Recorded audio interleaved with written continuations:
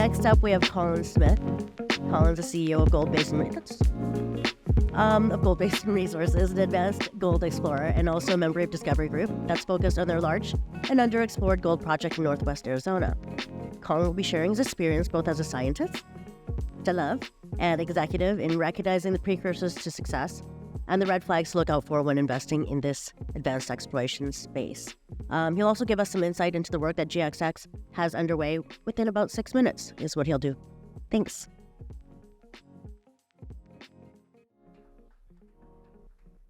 Okay. Thank you, Rita. Thank you to the Discovery Group marketing team as well. I know it's a tremendous amount of work to pull us together, so much appreciate your efforts.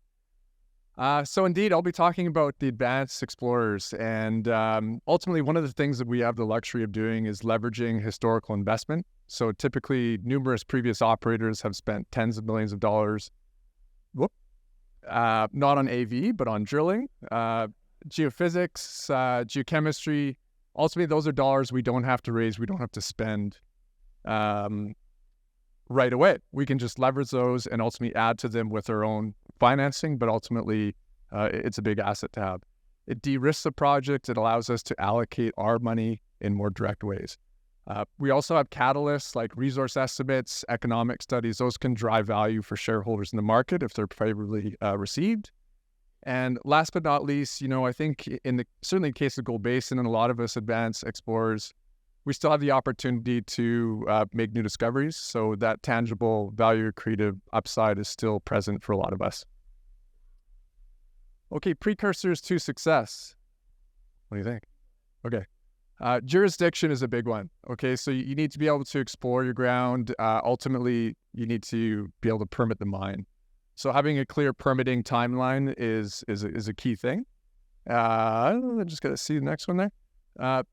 Having so exploration model. Have an exploration model that's designed to find a mine. Okay, at this stage of the story, you really shouldn't be drilling too many academic drill holes. You want to be finding a mine. You want to be adding ounces to resource, pounds to resource. You want to be driving the economics of the next step. Metallurgy is a big one. Okay, so if it's a conventional metallurgical scenario, show that's the case. If it's not, de-risk it and show that there's a path forward for it. Critical. You guys do the same thing. Okay.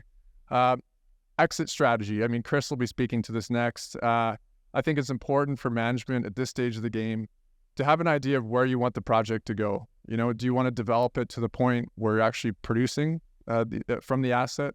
Do you want to de-risk it and then sell it to a developer? Some of us need resources before we sell the asset. Some of us don't. But ultimately, I think it's important for the management to know where it's going to go because you can better allocate your funds to get to that point.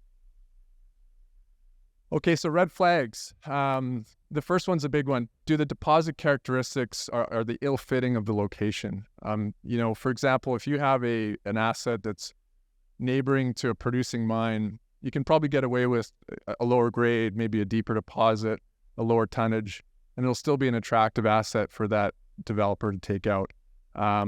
If that same asset is in a very remote location, it's probably not going to fly, right? You're going to need basically a tier one asset to, high grade, long mine life, big tonnage to make that work.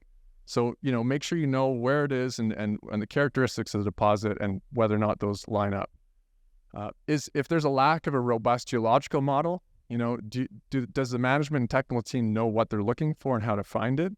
In markets like this, exploration dollars are tough to come by. You want to make sure that every dollar, every sample, every drill hole is well placed.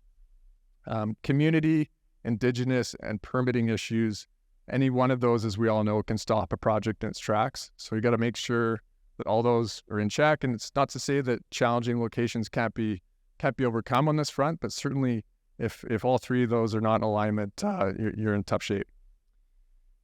Insider ownership. So if there's minimal insider ownership, are they really incentivized to make this project go and make it work? Are they there for a paycheck, or do they want to win just like the shareholders? Do they participate in private placements? Do they own stock? If they don't, think twice maybe. Something to consider. So as far as Gold Basin goes, I really think we check all these boxes. We have a single asset. It's in Northwest Arizona. We're advancing a number of at-surface flat-lying oxide gold deposits. So ultimately, it'd be an open pit, heap leach gold sort of development scenario. The metallurgy sound, the infrastructure is awesome. We're right off the highway, an hour and a half south of Vegas. We got highway power lines crossing the southern portion of the project area. And so that's super helpful, of course. In 97, it was actually fully permitted to go into production by a company by the name of Nevada Pacific Mining Corporation. Unfortunately, GXX also happened in 97. Obviously tanked the markets. That company ended up delisting. The project sat offline for 2 decades, so it never went forward.